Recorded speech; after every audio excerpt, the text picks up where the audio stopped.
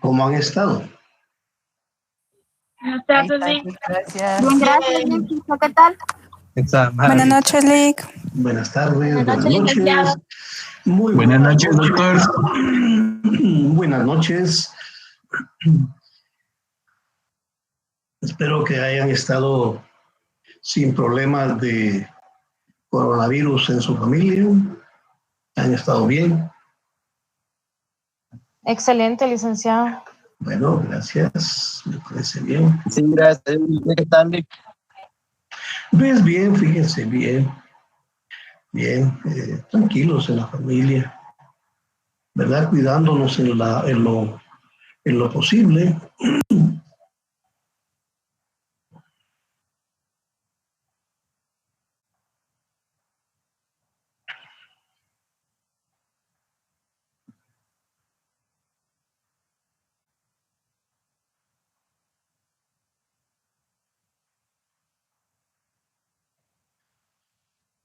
Vamos a esperar a que ingresen más compañeros, unos 3 minutos más y vamos a comenzar la clase.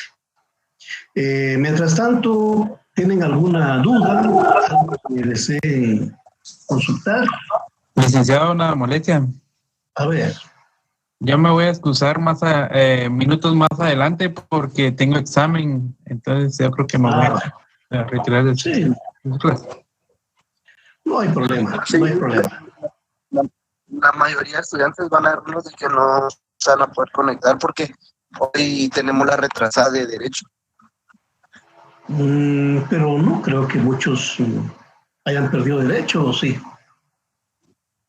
Pero yo entiendo que Derecho es a las -20, ¿verdad? 8 menos 20. Bueno, sí, yo por eso... Sí, está bien, voy a tratar de... Sí, dígame. No, que sí me conecté y más adelante sí me voy a ausentar solo para hacer mi prueba. Bueno. Sí, está bien, no hay problema. ¿Verdad? Voy a comenzar entonces la clase para que ustedes puedan tener la mayor parte de contenido. ¿Se recuerdan que la semana pasada vimos lo referente al idealismo y al materialismo? ¿Verdad? Del idealismo dijimos que es una corriente filosófica que considera que el pensamiento, la idea, el espíritu, tiene preeminencia sobre la materia, ¿verdad? Y que existe una máxima de un pensador francés, Descartes, diríamos en francés, cuando dijo, pienso, luego existo. Solo en esa máxima se sintetiza el pensamiento idealista, ¿verdad? Porque primero pienso y luego existo. Que eso quiere decir que primero es la idea, primero es el pensamiento y después es la existencia, es la realidad, es la materia. Y por otro lado tenemos el materialismo que nos plantea todo lo contrario. La materia tiene preeminencia sobre las ideas, porque las ideas ¿de dónde surgen? Surgen precisamente de la realidad, de la materia. Ustedes y yo somos materia y nosotros somos los que producimos las ideas. No es al contrario, ¿verdad? Las ideas no nos producen a nosotros, sino que nosotros producimos las ideas, ¿verdad? Entonces, en ese marco, vamos a trabajar el intersubjetivismo.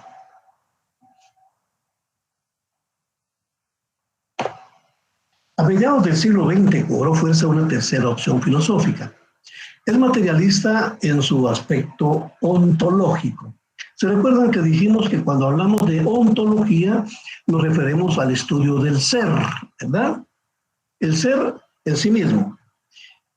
Pero esta corriente se aparta del materialismo y del idealismo en el plano epistemológico. ¿Qué dijimos que es la epistemología? Es el estudio científico de los hechos, ¿verdad? O sea, todo tiene que ser comprobado.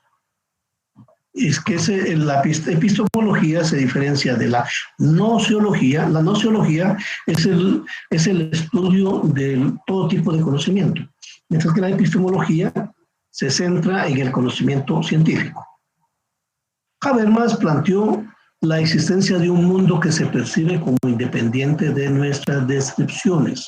Fíjense, ya solo en este plano nos está dando una frase de carácter materialista, porque dice que la materia, el mundo, se percibe como independiente de nuestras descripciones. O sea, nosotros podemos describir el mundo, pero ¿cómo describimos el mundo? A partir de que el mundo existe antes de nuestras descripciones, ¿verdad? No es al revés.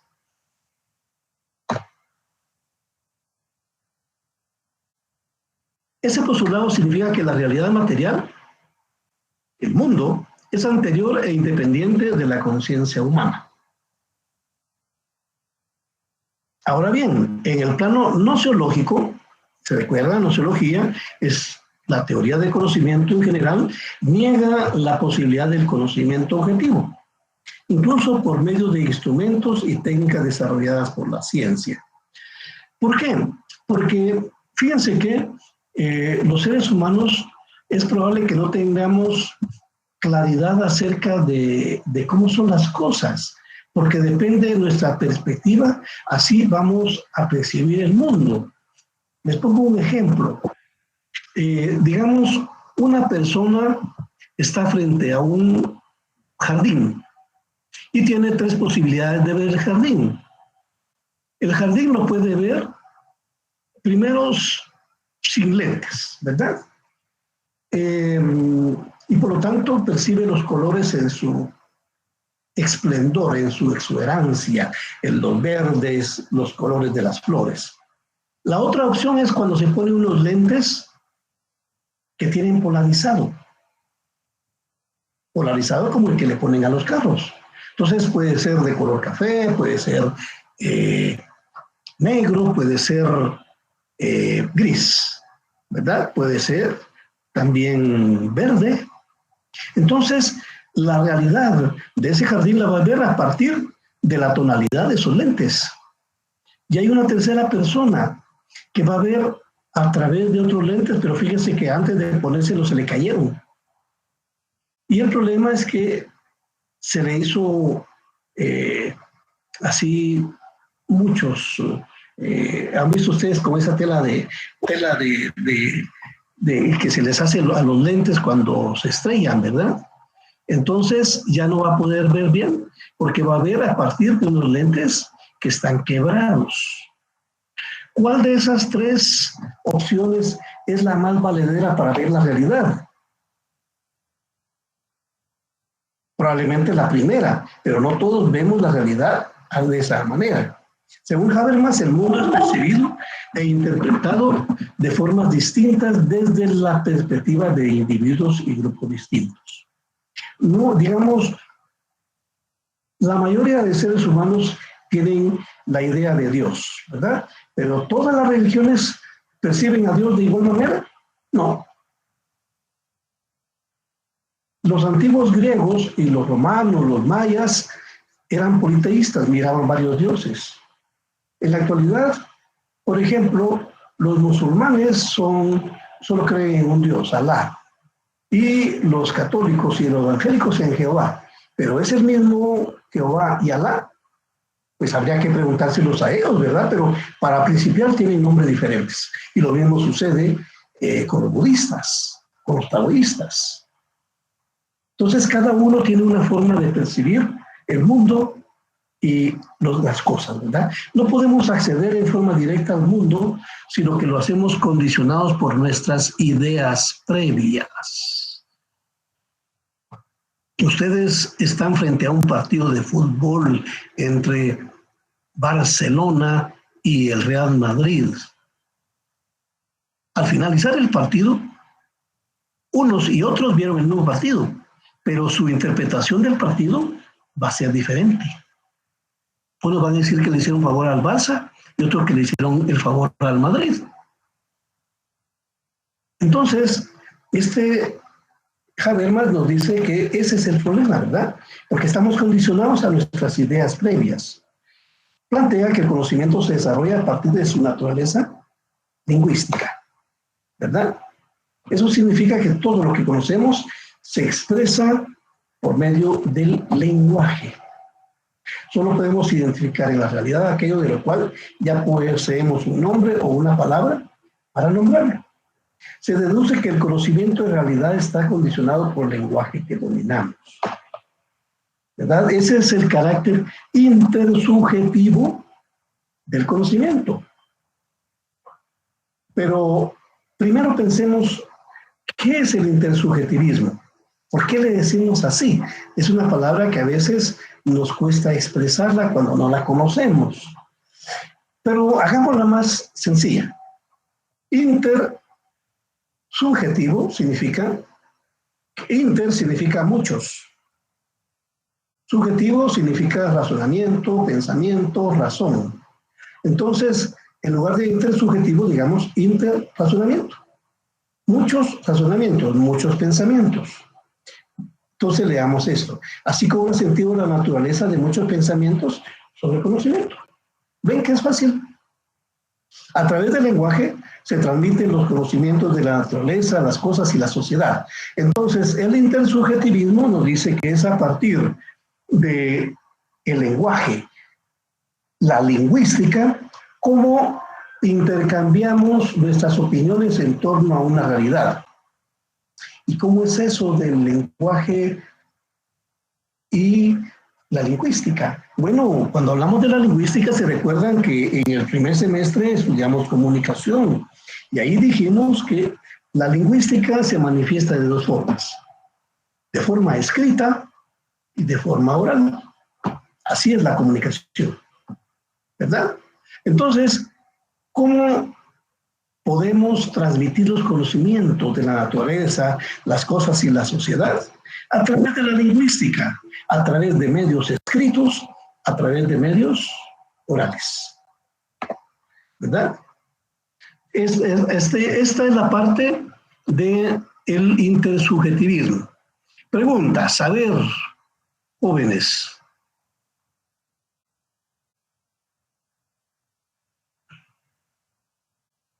¿Tienen alguna pregunta acerca del intersubjetivismo?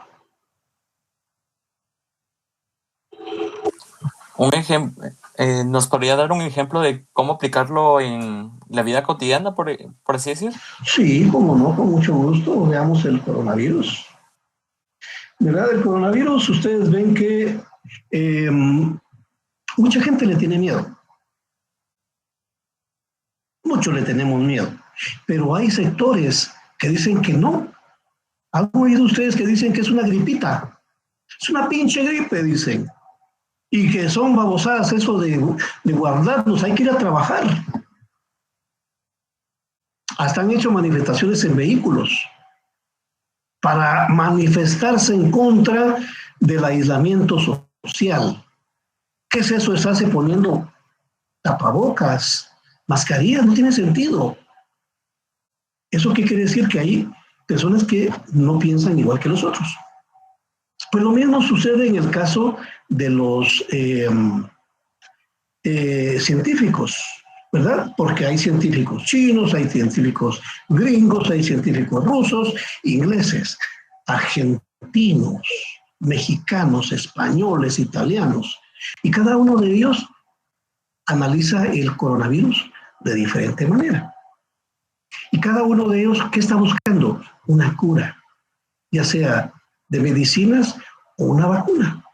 Fíjense que lo llevamos casi 10 meses, porque en China se empezó a detectar el coronavirus a partir de noviembre del año pasado. Lo hicieron público en enero. Y a partir de enero hemos estado nosotros con esa cuestión en vilo, ¿verdad? Ven que hasta ahora estamos dando y recibiendo clases vía internet. Es por el coronavirus. Pero, ¿cómo podrán estos científicos ponerse de acuerdo en algún momento? Bueno, pues existen los teléfonos. Existe internet, existe correo electrónico, existe WhatsApp. Y si ven, todo eso son formas de comunicación lingüística, porque unas son orales y otras son escritas. Textos, miren, ahí está la biblioteca atrás, ¿verdad? Todo ese es un saber que está contenido en forma escrita. Eso es una comunicación. Entonces, ¿cómo vamos a poder llegar a conocer más sobre el coronavirus si no es a través de intercambiar comunicación entre científicos y nosotros, las personas que podemos ser eventualmente pacientes de coronavirus, las víctimas del coronavirus? No sé si le queda un poco claro, compañero. Sí, doctor, muy amable, gracias. Vaya. ¿Alguna otra duda? Si no, seguimos con el siguiente tema. Vamos a empezar el siguiente tema entonces.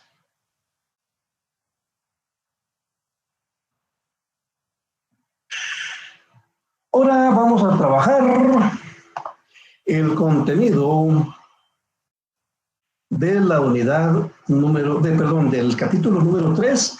Empezamos en la página 39 del libro Introducción a la Filosofía de Carlos Augusto Velázquez. ¿Verdad? Perdone que lo interrumpa, es que no voy a activar mi micrófono. Solo en cuanto a lo que usted estaba hablando, de lo que preguntó el compañero, de cómo aplicar lo que usted ponía el ejemplo del coronavirus, ¿verdad?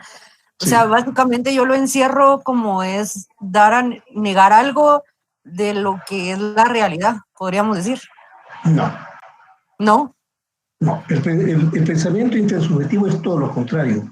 Es cuando nos ponemos de acuerdo sobre algo. Ah, ok. ¿Verdad? Digamos, cómo se llegó en Guatemala al sazón del pepián, por ejemplo. Porque al principio mucha gente hizo comida mezclando ingredientes, ¿verdad? Le ponían esto, le ponían el otro, de repente te le pasaste de sal, le echaste mucha pimienta, te falta chile, mira, no tiene color. Podríamos decir que son diferentes opiniones. Exactamente. Le ponemos pollo, le ponemos cerdo, le ponemos res. Entonces, fíjese que a medida que fue pasando el tiempo, porque ustedes han de saber que el pepián es una comida precolombina, es una comida maya, pero con el tiempo se le fueron agregando ingredientes, algunos venían de España, otros venían de la India, otros venían de todos lados, ¿verdad? Entonces, en la medida en que se fue conociendo, hubo muchos aportes, hubo conversaciones, muchos empezaron a hacer sus aportes, llegaron al convencimiento de que el pepián tenía que ser de color café, ¿verdad? Que lo pueden hacer de pollo o lo pueden hacer de res, ¿verdad? Principalmente esas son las dos posibilidades. Entonces, ¿cómo se logró al conocimiento consensuado? Porque debe ser un conocimiento consensuado de cómo era el pepián a través del intersubjetivismo. Porque les dije, pongan atención, ¿qué quiere decir intersubjetivismo? Muchos. Subjetivismo, pensamientos. Entonces, no digan intersubjetivismo, digan muchos pensamientos. Es eso, ¿verdad? O sea, muchos pensamientos se ponen de acuerdo para llegar a una definición de algo. Ok, ¿Más claro? estamos listos, gracias. Allá. Sí, ahí estamos, gracias, muy amable. Allá. Bueno, entonces empezamos con esta parte. Como ven ustedes en la imagen tenemos un ave que rompe su cautiverio. Eso nos da la idea de libertad, ¿verdad?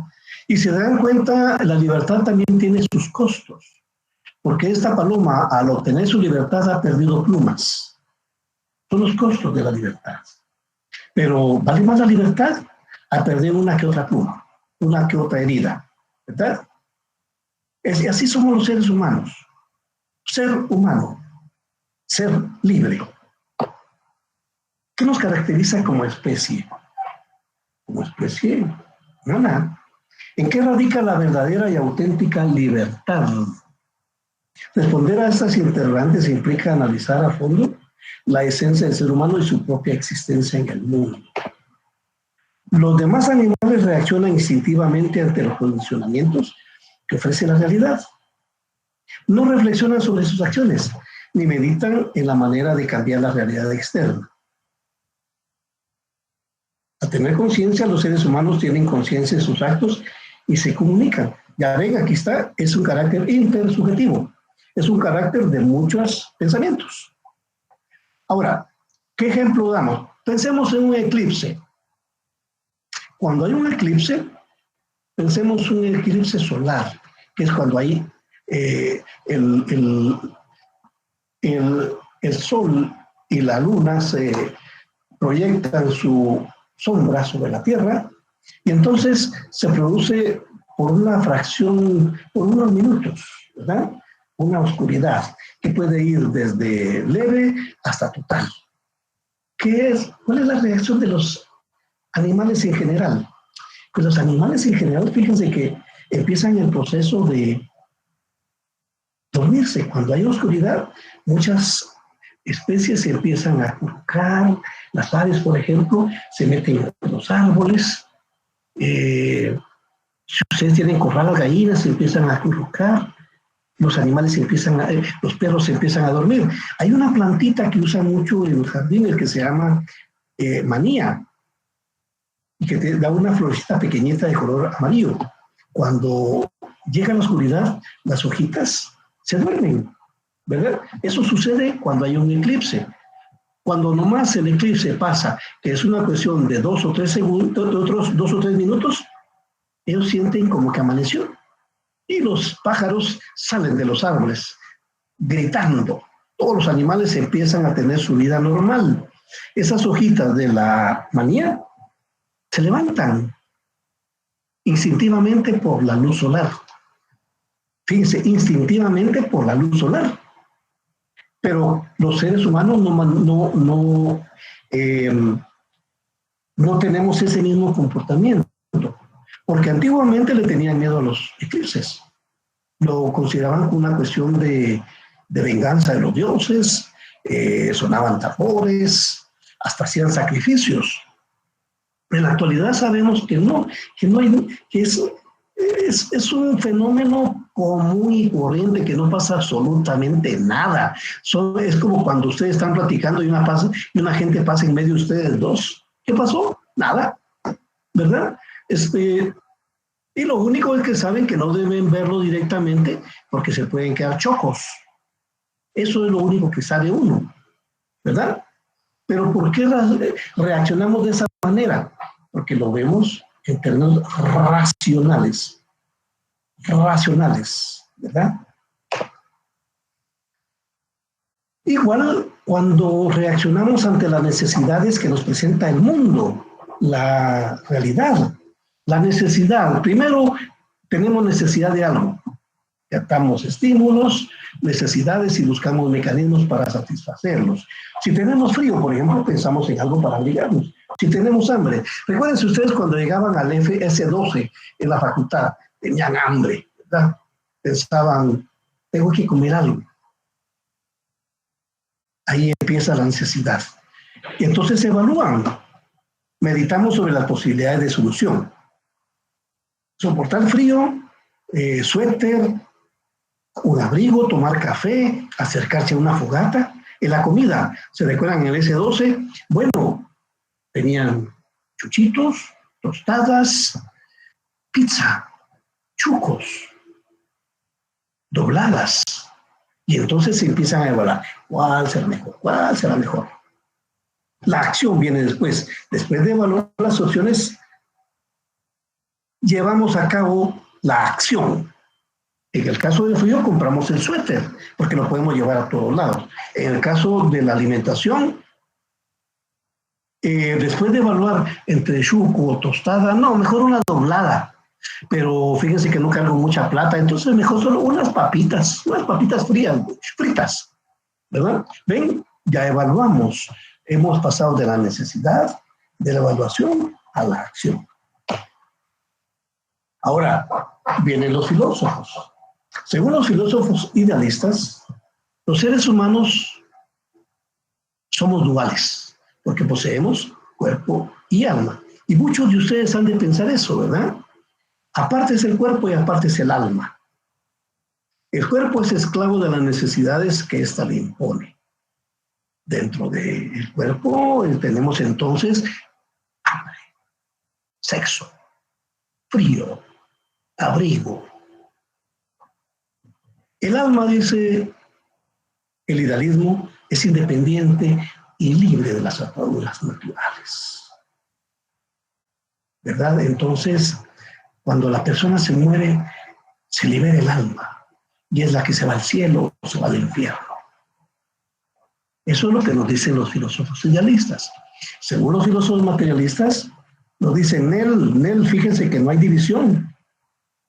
La mente, el conocimiento es producto y emerge evolutivamente de lo físico.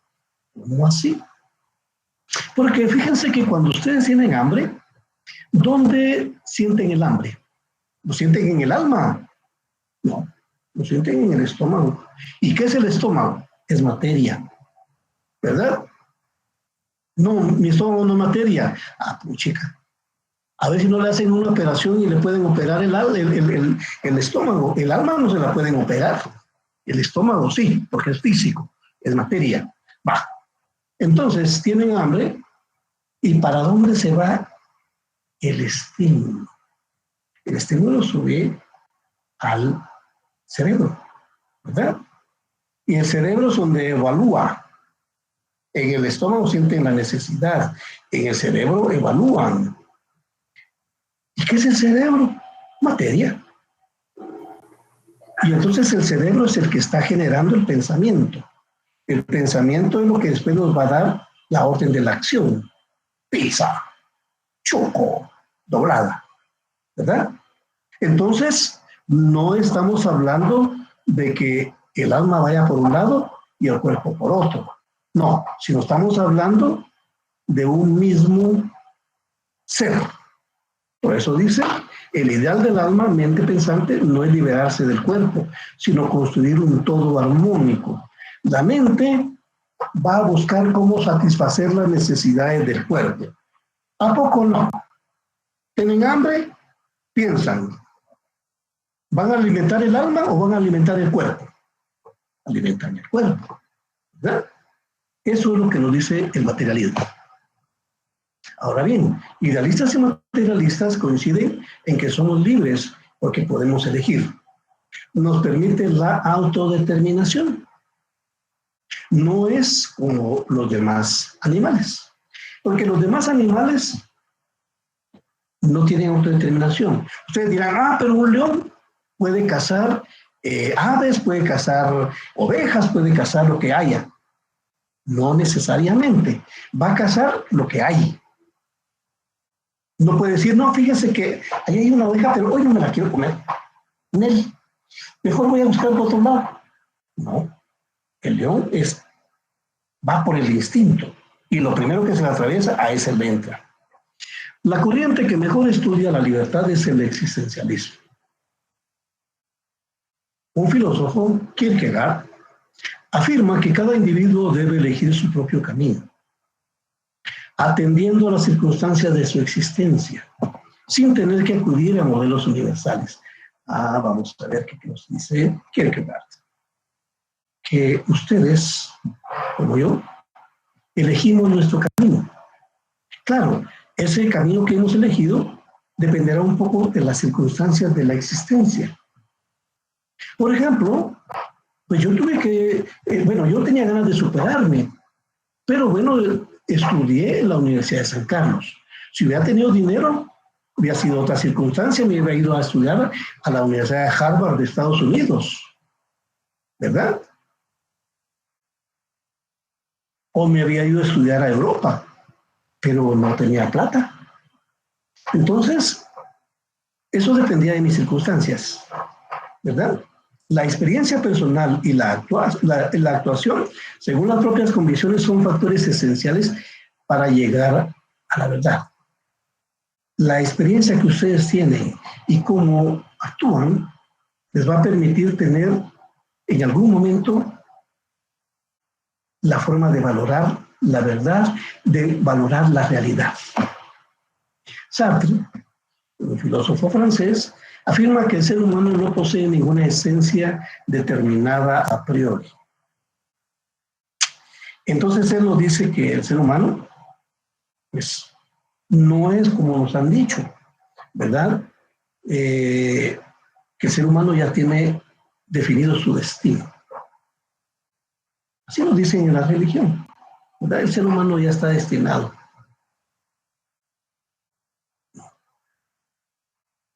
El existencialismo nos dice que la esencia del ser humano es la indeterminación. O sea, nacemos indeterminados. Y poco a poco, con nuestros hechos, con nuestros pensamientos, nos vamos construyendo en forma constante y constantemente, ¿verdad? Vean ustedes, cuando ustedes nacen son niños. ¿Qué saben cuando son niños? Casi nada. Nos aislamos de nuestros padres y poco a poco vamos construyendo. Cuando tenemos 5 años pensamos que somos los reyes del universo, ¿verdad? Y queremos ser, lo primero es que queremos ser presidente del país, pero después nos damos cuenta que no. Cuando tenemos de 15 a 18 años, sabemos todo. Nuestros papás no saben nada, nosotros sí sabemos. Pero después los golpes de la vida les van enseñando que tienen que aprender otras cosas.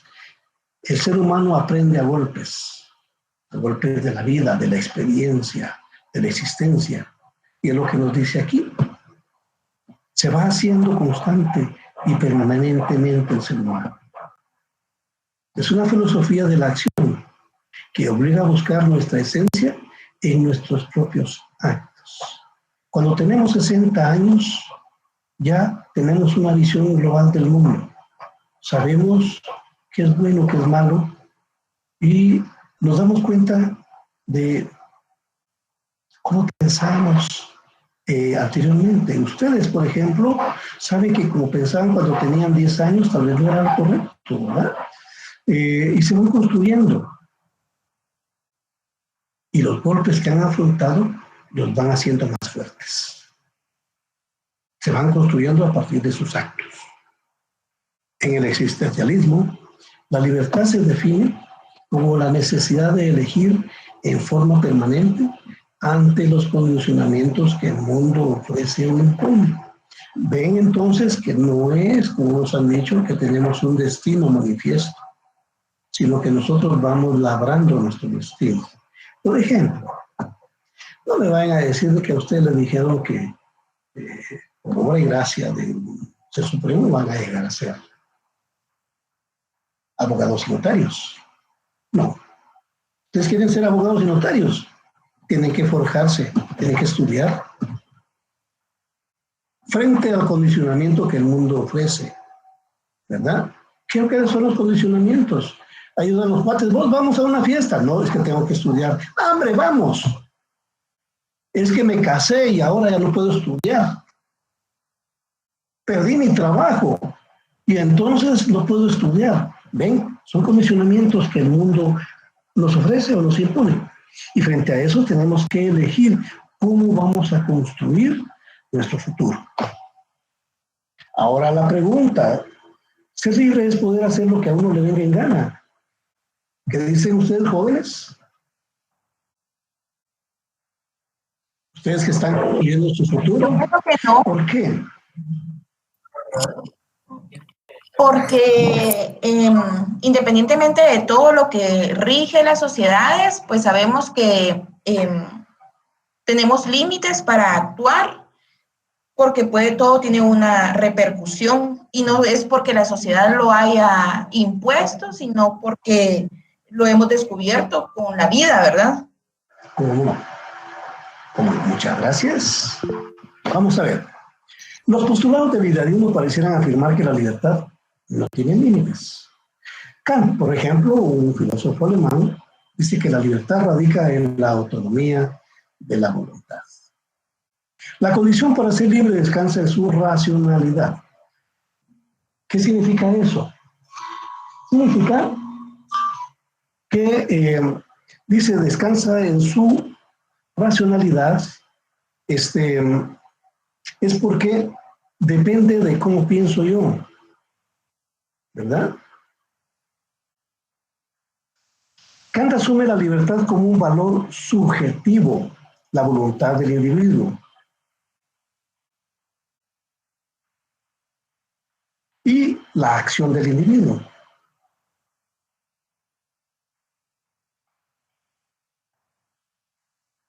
Entonces, une el valor subjetivo, el razonamiento y la acción. De esa manera es como Kant señala que existe la libertad. Y también nos plantea el imperativo categórico. ¿Qué es el imperativo categórico? Bueno, según Kant, nadie tiene derecho a instrumentalizar a ninguna persona, porque esta tiene un valor absoluto, tiene un valor en sí mismo.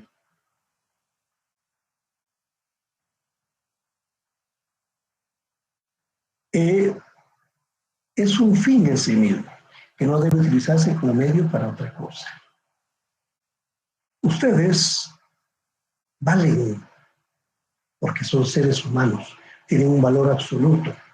En el pasado, por ejemplo, miles de seres humanos fueron esclavizados tan solo por el color de su piel. ¿Eso tenía sentido? ¿No? Los seres humanos tenían un valor mercantil, eran igual que una cosa. Incluso cuando vinieron los españoles a América, trataron a los indígenas de esa manera, ¿verdad? Los convirtieron en esclavos, aunque no tenían esa palabra. Sin embargo, esta concepción en la actualidad es utilizada en el sistema consumista, ¿verdad? La libertad. El ser humano puede actuar por sí mismo sin ser instrumentalizado. Sin embargo, fíjense que los publicistas nos instrumentalizan y nosotros ni siquiera nos damos cuenta. Crean falsas necesidades en la mente del consumidor y hacen creer que ejerce su libertad de compra. Se enfoca la libertad como una actitud sin límites para el consumo. El individuo es bombardeado por la publicidad y las leyes delegan en él mismo las decisiones de comprar o no. Díganme ustedes si no la televisión, por ejemplo, los bombardea, compre, ¿verdad? Y muchos de esos productos son dañinos. Por ejemplo, las bebidas gaseosas, las bebidas alcohólicas, los dulces. La comida chatarra, hasta dicen que, ¿cómo es ese anuncio de la comida chatarra de que es tan chapín como tú? Se me va el nombre. Pero bueno, nos hacen creer que somos muy guatemaltecos y consumimos esos productos. Y en realidad lo que nos hacen es daño a nuestra salud. Las hamburguesas, por ejemplo, la comida chatarra. Sartre plantea objeciones a la teoría kantiana de la libertad. Define el principio existencialista de la libertad, de que el ser humano no tiene esencia. ¿Se recuerdan lo que habíamos visto? Que también cuando nos planteaba de que el ser humano en sí mismo no tiene existencia, no tiene una esencia definida, sino que se va construyendo conforme el tiempo. Nada hay que lo determine más que las circunstancias en las que transcurre su experiencia. Nosotros somos marcados por nuestras circunstancias, ¿verdad? Tenemos que trabajar para vivir. O sea, no poseemos grandes riquezas. Si tuviéramos grandes riquezas, pues estaríamos, qué sé yo, descansando, ¿verdad? Pero no. Nuestra existencia está determinada por las circunstancias. Si no tiene esencia, entonces el sujeto se hace a sí mismo por medio de sus acciones. Y aquí tenemos estas máximas de Sartre.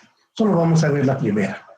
Elegir ser esto o aquello es afirmar al mismo tiempo el valor de lo que elegimos. Y nada puede ser bueno para nosotros sin serlo para todos. Fíjense la importancia que dice.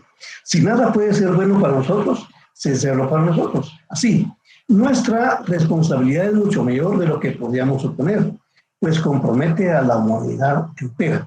Eso quiere decir que nuestra libertad de escoger, de elegir, dependerá un poco de nuestra relación con los demás seres humanos. La libertad de la persona no se vive como subjetividad individual, más bien se experimenta como medio de la intersubjetividad. ¿Qué significa eso? Que mi libertad termina donde comienza la libertad del otro. La libertad del yo solo puede ser producto del reconocimiento de la libertad de ustedes, de la otra persona. Pertenecemos a una sociedad y esta desarrolla normas de convivencia necesarias para garantizar el libre desarrollo de cada individuo. Entonces, ¿cómo se regula la libertad de todos? Bueno, en una sociedad como la nuestra debe regularse a partir de leyes, a partir de normamientos. En Guatemala tenemos una Constitución de la República que dice que tenemos libertad de emisión del pensamiento. Claro, tenemos libertad de emisión del pensamiento, pero hay una ley específica sobre la materia que nos señala cuáles son los límites de esa libertad. Por eso dice, estas reglas se enuncian por medio de leyes o por la simple acción de la costumbre. Estar condicionado es diferente a estar determinado. Porque, por ejemplo, nosotros estamos condicionados por la ley del país, ¿verdad? No podemos hacer nada que la ley prohíba. Pero otra cosa es que esa ley nos determine. Los condicionamientos biológicos o sociales pueden marcar los límites de la libertad, pero no anularlos. Porque, por ejemplo, yo quisiera correr, igual como lo hacía cuando tenía 15 años, pero ahora mis condicionamientos biológicos ya no me lo permiten. Me canso luego, por la edad. No podemos elegir si dormir o no, pero sí condicionar las circunstancias de nuestro sueño. Dormir es una necesidad para los seres humanos, pero dependerá cómo queremos dormir, ¿verdad? ¿Dónde queremos dormir? ¿En la sala? ¿En una habitación? ¿En un parque? ¿Ven? Eso está condicionado un poco a las condiciones en las cuales nos estamos desarrollando, ¿verdad? García Ruiz dice, las acciones humanas siempre se encuentran situadas en un horizonte histórico-cultural.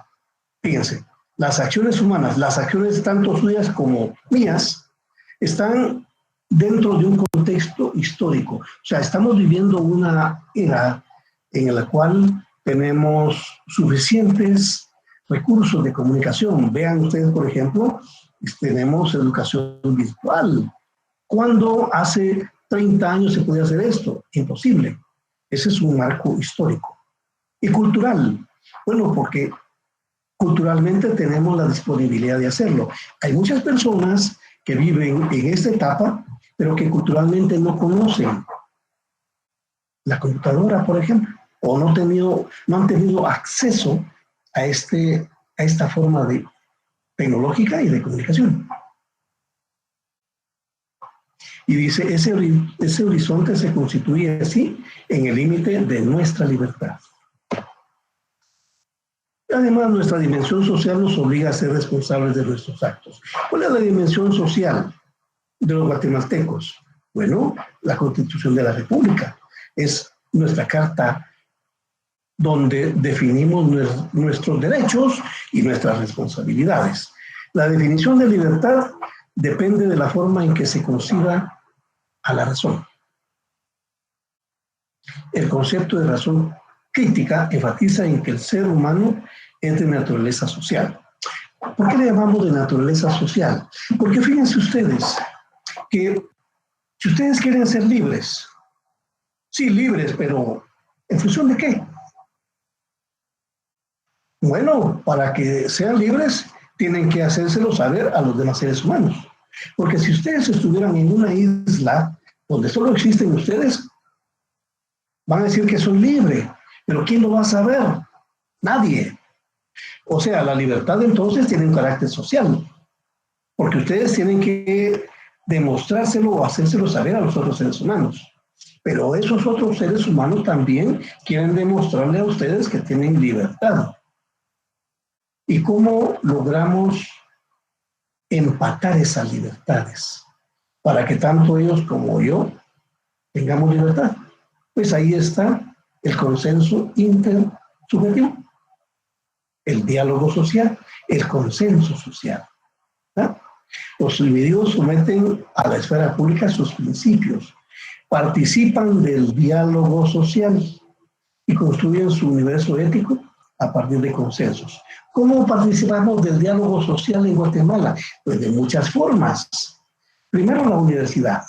Por ejemplo, el año pasado hubo elecciones. Ese es un marco de diálogo social, porque había varios candidatos. Ustedes probablemente votaron por X, por Y, por Z, no importa. Esa era su libertad, pero su libertad estaba marcada por la libertad de los otros, ¿verdad? Esa es la razón de un encuentro intersubjetivo. ¿Qué es un encuentro intersubjetivo? Es un encuentro de muchos pensamientos que permite buscar soluciones comunes para las necesidades. Según Sartre, es imposible tener conciencia del yo sin tener la propia del yo. ¿Cómo entendemos este pensamiento? No puedo tener conciencia de mí mismo sin tener conciencia acerca de ustedes, o acerca de mi esposa, acerca de mis hijos, acerca de mis vecinos, porque yo vivo en un vecindario, vivo en un sector donde existen muchas otras viviendas, ¿verdad? Y para tener conciencia de mi libertad, tengo que tener conciencia de la libertad de cada uno de mis vecinos. Por ejemplo, yo tengo libertad de poner música, ponerla a todo volumen, pero poder poner a todo volumen música a las 3 de la mañana, ¿no será que van a venir a tocarme los vecinos y a mentarme la madre? Entonces se acabó mi libertad, ¿verdad? ¿Por qué? Porque estoy afectando la libertad de ellos. ¿Ven? Los límites de la libertad están impuestos por la racionalidad intersubjetiva. La racionalidad intersubjetiva es la racionalidad de muchos pensamientos. Esa es la esencia social de la libertad. Porque yo no puedo, yo soy libre de poner música, pero hasta cierto nivel de sonido. Si lo elevo, ya no puedo ser libre porque van a venir a decirme que le baje, porque estoy afectando la libertad de otros, la libertad del silencio de otros. Entonces, eso es la racionalidad de muchos pensamientos, de muchas personas que están pensando diferente que yo. Ahora, los valores. Vamos a, antes de entrar a les voy a preguntar. Vamos a ver. ¿Alguna duda acerca de la libertad?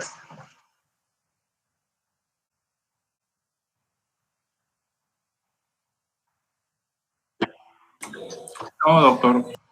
No, Lic. Estamos bien. Ve aquí, un muchacho está libre, dice, Juan Daniel Pérez, ¿cuándo va a subir las diapositivas a clase? Fíjense que yo tenía mi libertad de no subir las diapositivas, pero él me está negando esa libertad. Entonces, yo se las voy a subir esta semana. Mario René Aragón dice, está en el libro. Claro, esto que estoy hablándoles está en el libro, ¿verdad? Vamos a continuar entonces. ¿Qué son los valores? Bueno, vean, valor, cualidad o conjunto de cualidades por las que una persona o cosa es apreciada o bien considerada. Los valores son importantes para una convivencia social armoniosa. Aquí entra el carácter intersubjetivo de los valores, ¿verdad? ¿Por qué intersubjetivo? Porque es muchos pensamientos en torno a los valores, ¿verdad? Y eso nos hace que tengamos una convivencia armoniosa. Las relaciones humanas se debilitan si no existen valores en la forma de actuar de los individuos, porque no habría criterios comunes de convivencia, ¿verdad?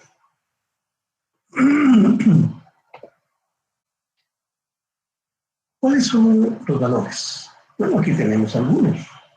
Vean: bondad, gratitud, disciplina, compromiso, generosidad, creatividad, excelencia, solidaridad, obediencia, sinceridad, fortaleza, paciencia, tolerancia, puntualidad, cooperación, responsabilidad, creatividad, generosidad. O sea, esto es un conjunto de valores que permiten la coexistencia pacífica entre los seres humanos. Permite que nos podamos conocer y tengamos una existencia tranquila. Ahora bien, la Escuela de Frankfurt plantea una naturaleza social de los valores, ¿verdad? Porque los valores no existen si no es en el marco de una sociedad. Ese es su carácter social. En primer lugar, los valores son conceptos. Un concepto es bondad, solidaridad. Son creaciones humanas de naturaleza ideal. Si yo digo solidaridad, ¿qué se imaginan ustedes? Bueno, primero es una idea, ¿verdad? Es algo abstracto. Y van a existir solo si se materializan, ¿verdad? Por ejemplo, la honradez. Ustedes dicen, la honradez es un valor del ser humano. Ah, pero ¿cómo se manifiesta? Si yo les digo, yo soy honrado, ¿se la creen? No, porque no me conocen. No saben si en realidad yo soy honrado. Si alguien me dice, mire, doctor, yo soy estudioso. Ah, qué bueno. Pero solo así no le creo. Yo tengo que comprobarlo, ¿verdad? Por eso dice, los valores no existen si no se materializan en acciones concretas. Nadie es honrado solo porque diga que es honrado. Esas acciones tienen que observarlas otros para determinar si es efectivo. En eso radica su carácter intersubjetivo, o sea, de muchas personas observando si es honrado o no es honrado. Y nos preguntamos, ¿existe crisis de valores? ¿Qué dicen ustedes, estimados alumnos? ¿Existe crisis de valores? Sí, Sí. y A mucha. ver, ¿por qué?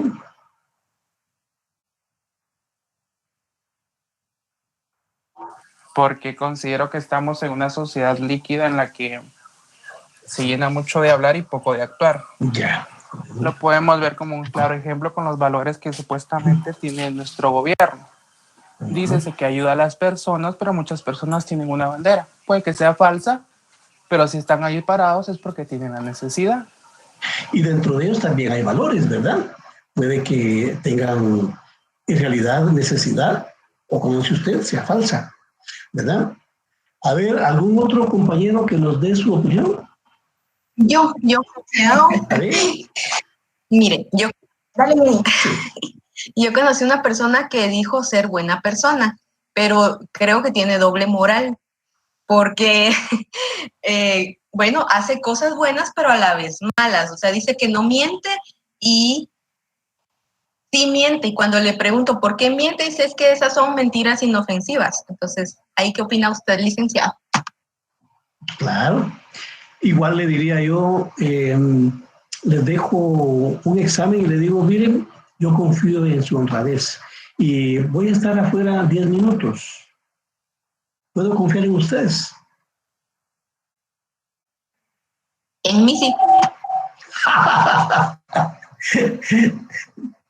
¿Se recuerda lo que dijimos anteriormente? La honradez es una idea abstracta. Tengo que comprobarlo para ver si es cierto. Y no solo en su caso, sino en de todos, ¿verdad? Vamos a ver, otra opinión, jóvenes. Licenciado, Sí.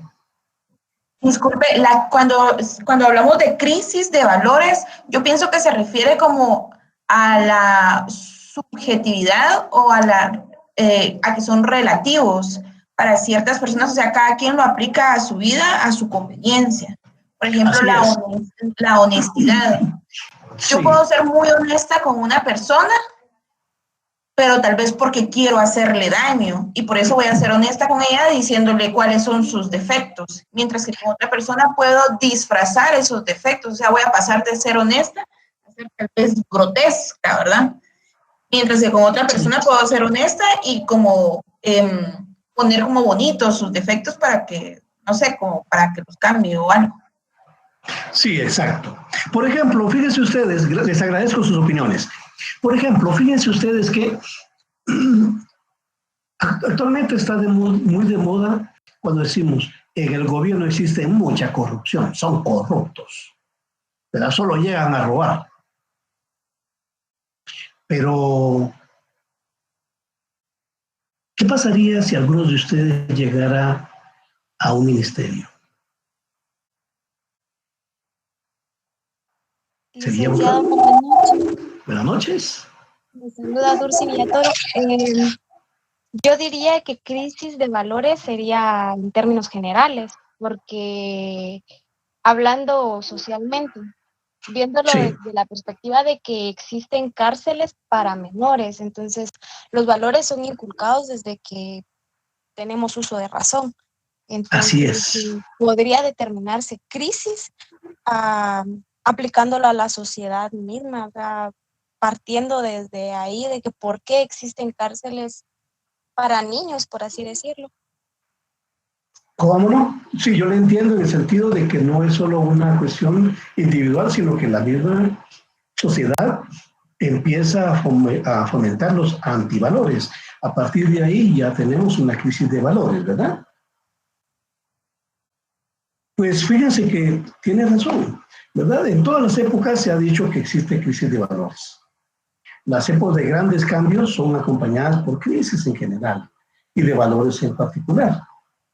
Fromm dice que los valores son un componente de la ideología o visión del mundo de la persona. Critica el sistema de valores del capitalismo porque convierte el trabajo en una mercancía y el trabajador en consumidor. Ahí hay un cambio de roles en el aspecto de valor. Ambos, tanto el trabajo como el trabajador, dejan de valer por sí mismos y adquieren un valor de cambio, ¿verdad? El trabajador vende su fuerza de trabajo, se convierte en instrumento para el dueño del medio. Deja de importar por sí mismo y vale por su utilidad como asalariado. Lo que ocurre ahí es una despersonalización del individuo. El sistema organiza un sistema de valores en el cual el valor supremo es lo que tienen ustedes ahí, el dinero, ¿verdad? O sea, de hecho, en la actualidad se ha cambiado todo el sistema de valores, porque todo está en función del dinero. Ustedes quieren llegar a ser abogados y notarios, no por lograr un servicio a la patria, por ser buenos abogados, sino por cambiar de estatus social, ganar más plata, ¿verdad? Tener buena casa, tener un buen carro. ¿Miento acaso? Comienza un proceso de alienación acerca de lo que son los valores. La alienación trae consigo la pérdida de la autoestima. La alienación, ¿qué significa ese término? Es cuando una persona cambia sus valores y se enajena, ¿verdad? Entonces hay una pérdida de la autoestima. ¿Qué es la autoestima? O sea, ya no tenemos amor por nosotros mismos. Al asumir como valor máximo las mercancías, el resto de los valores se subordina a este. Hasta la fe se convierte en mercancía. Se vende el perdón por medio de diezmos y contribuciones. Díganme ustedes si una persona en la actualidad no vale más por los trapitos que carga. Ah, no, es que tienen que traer la marca, ¿verdad? Fíjense que antiguamente las marcas se traían adentro de la ropa, en la parte de atrás de las camisas o de los sacos. No, ahora en medio enfrente, Nike, Polo. Hay que mostrar que tenemos eso, aunque se haya comprado en el amate, ¿verdad? Pero tenemos que mostrar que es Nike o es Adidas. Esa es la pérdida de valores. Y hay una alienación, porque entonces estamos en función de esas marcas, valemos por esas marcas. Igual, no, es que fíjense que, no, yo tengo que comer en McDonald's porque McDonald's está de moda. Si como en un changarrito de a 15 pesos, tal vez tiene mejor comida, pero no, qué gacho me voy a ver. Yo dejo de comer allí, aunque lo que vende McDonald's sea comida chatarra. ¿Ven cómo han cambiado los valores? Totalmente, ¿verdad? O sea, yo tengo que verme junto con el dueño de la empresa, ¿verdad? Que él es mi cuate, es buena onda, pero es pelado, ¿verdad? ¿Dónde vamos a ir a comer con aquel que es un changarrito? No, yo tengo que ir con el jefe, con el empresario, porque, aunque gaste todo mi salario, pero eso de repente me va a servir para escalar, ¿verdad? Aunque las relaciones con ellos sean hipócritas y con el cuate, con el changarrito, sean perfectas, sean legítimas, ¿verdad? Pero no, porque con él voy a seguir siendo pobretón, en cambio con nosotros voy a escalar en el nivel social. ¿Ven? Hay un cambio en nuestra mentalidad. Veamos esta frase, por favor.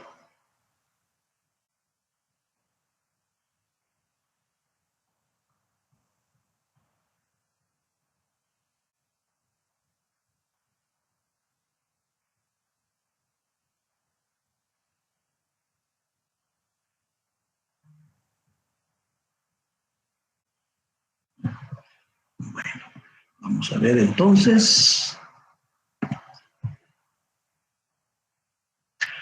Estamos con opiniones. A ver, jóvenes, ¿qué piensan ustedes?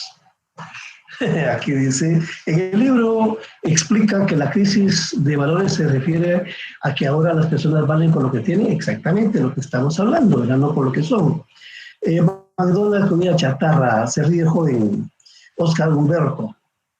Ángel de Jesús dice, aquí usamos puro chicote. Bueno, a ver, jóvenes, ¿qué opinan? Tienen el micrófono abierto.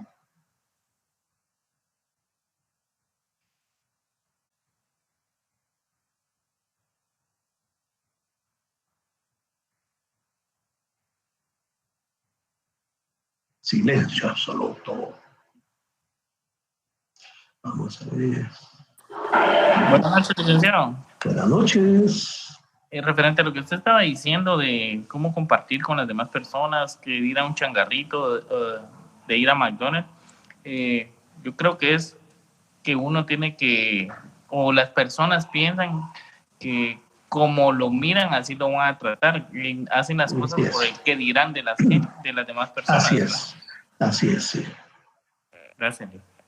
Sí, así es. Eso es precisamente lo que llamamos pérdida de valores. Licenciado. ¿Cómo no? Al respecto de lo que acaba de sacar en pantalla de Cash, esa es una forma filosófica de él para que la gente que le entra su idea de él lo haga, ¿verdad? ¿Cómo no? ¿Qué más, jóvenes? Gracias, Lee. Buenas noches. Les saluda Kevin García. Mucho gusto. Lick, yo pienso que la mayoría de las personas, así en la actualidad, a lo que estábamos hablando ahorita de la pérdida de valores, creo que estamos en un mundo donde encajar ante la sociedad se ha vuelto como que algo cotidiano, pues, porque se dan muchos casos en el trabajo, así como usted bien lo dice, o también en las universidades, en los grupos, por encajar aceptamos hasta incluso llegar al límite de fingir una doble vida por tal de aceptarnos y encajar bien ante la sociedad con tal de no menos que nos hagan de menos, por decirlo así. En el trabajo posiblemente sería por conveniencia, pues por ahí como que hay que escalar y sin importar a quién pasó, aventando por un lado, haciéndolo de menos, y creo que ahí nos estamos denigrando como personas, estamos perdiendo nuestros valores, porque ya no nos van a tomar en cuenta por lo que hacemos, y no todos nos van a tachar como esa persona solo está buscando beneficio para él y no para todos. Así es, sí, exacto. Muchas gracias. Vamos a ver otras opiniones, jóvenes. Buenas noches. Bueno, realmente en cuestión de valores, creo que siempre culpamos, ¿verdad?, a la sociedad, a la religión, como la imagen, etcétera, pero los valores vienen desde casa. O sea, las familias son la base de los valores que luego se implementan en la sociedad, ¿verdad? Si yo no le enseño a mis hijos la forma adecuada con que deben de manejarse en la vida, se dejan llevar por cualquier situación, ¿verdad? O por y actualmente se valen por lo que se piensa y no por lo que parece.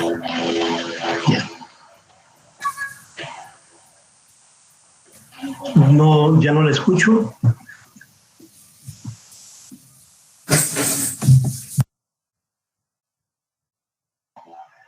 ¿Alguien más, jóvenes? ¿O alguna consulta, alguna pregunta que tengan? Sí, yo la verdad tengo una duda, pero sobre el laboratorio que estaba para este día, bueno, para este capítulo. Laboratorio. Ajá, el laboratorio que subió a Classroom, el laboratorio 2. La cosa es que yo lo estoy resolviendo. Ese es el punto, que yo lo estoy resolviendo. Y yo tenía una duda porque dice, ¿cuál es la perspectiva de la libertad que plantea Sartre? Entonces yo estaba leyendo y la verdad habla sobre como muchas opiniones, ¿verdad?, que él da. Entonces dice, plantea una serie de objeciones a la teoría kantiana de la libertad, parte del principio existencialista de que el ser humano no tiene esencia. ¿Esa sería la respuesta? Exactamente, es lo que estamos trabajando acá. Ajá. La idea de que el individuo, cuando Sartre dice que el ser humano no tiene esencia, es porque está huyendo de la posición determinista, ¿verdad? Por ejemplo, algunos grupos religiosos dicen que desde que nacemos ya tenemos definido nuestro destino, ¿verdad? Pero Sartre nos dice, no, piense que nosotros nacemos sin esencia y en el transcurso de la vida nos vamos construyendo. Claro, en medio de los condicionamientos que la sociedad nos impone, pero cada individuo es, podríamos decirlo, arquitecto de su propio destino. Ok, gracias. Bueno, ¿alguien más? Sí, yo les dejé estas guías de estudio como lo que son, guías de estudio, ¿verdad? No me deben entregar, sino que se recuerdan que se las trasladé cuando estábamos con la paralización de contenidos. Entonces, para que ustedes pudieran avanzar y posteriormente en clases como esta pudiéramos tener más un intercambio de opiniones. Esa era la idea de Lick, la verdad, material. a mí pues sí me ha ayudado bastante porque sí he estado leyendo incluso desde antes un poquito del libro, ¿verdad? Para poder contestarlos. Entonces, no sé si usted podría seguir dejando esos laboratorios para que los podamos seguir resolviendo. Vaya, está bien, vamos a ver, miren, para la siguiente, el siguiente que sería a partir del día, vamos a trabajar la acción humana. La acción humana es el número 4. Les agradeceré que hagan las tareas, las actividades de la página 63, 63 y 64.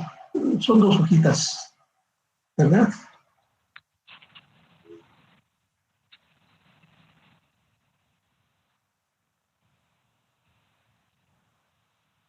Bueno, jóvenes, entonces les agradezco mucho su asistencia y... Perdone. A ver. Perdone que interrumpí su despedida. Pero tengo una duda. Perdone que vaya a retroceder bastante en la clase. Cuando estaba dando el tema acerca de la libertad, usted decía que la libertad, bueno, entre las diapositivas que nos presentó, había una que decía que la libertad terminaba cuando iniciaba la del otro. Sí. Y que eso se regulaba en leyes. ¿Sí? ¿En qué momento yo le doy a las leyes la potestad de que ellos puedan determinar cuál es mi libertad? No es que usted como individuo le dé la potestad a las leyes. Lo que sucede es que las leyes son un consenso social determinado no en la actualidad, sino tiene un carácter histórico. Lo que sucede es que en la medida en que usted nace, ya sea en Japón, Estados Unidos, Francia o Guatemala, cada uno de estos países está regido por una constitución. ¿Qué es una constitución? Constitución es, digamos, un acuerdo social de consenso para definir las formas de convivencia de los ciudadanos de ese país, ¿verdad? Entonces, no es que usted le haya dado la potestad, sino que ese es un medio que la sociedad tiene para regular las relaciones entre todos los seres humanos. Usted es uno de esos seres humanos, es uno de esos ciudadanos, y por lo tanto, su relación con los demás seres humanos está regulado por ese normamiento, ¿verdad? Su libertad está definida dentro de ese marco, como miembro de una sociedad. Ese tiene el carácter intersubjetivo de la libertad. Porque, por ejemplo, usted es libre de pensar lo que quiera. Usted es libre de actuar como considere, pero esa libertad tiene un límite en la medida en que no cause perjuicios a otro ser humano.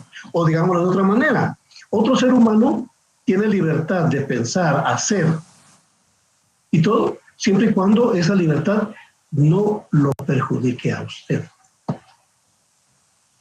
Ya, yo me ponía a pensar en eso porque supóngase, creería yo que la mayoría de las crisis de valores que vivimos en la actualidad son con hecho pensado. Con hecho pensado desde el punto de vista que yo le entregué mi libertad a las leyes que son regidas por un gobierno. Es decir, al gobierno le interesa que yo piense de tal forma para que yo no actúe de tal forma. Es decir, le conviene al gobierno que yo considere que mi libertad está limitada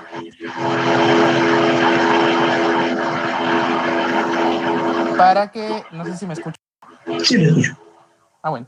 Le conviene al gobierno que mi libertad esté limitada para que yo no pueda ejercer presión en cuanto a algún tipo de situación que se esté atravesando.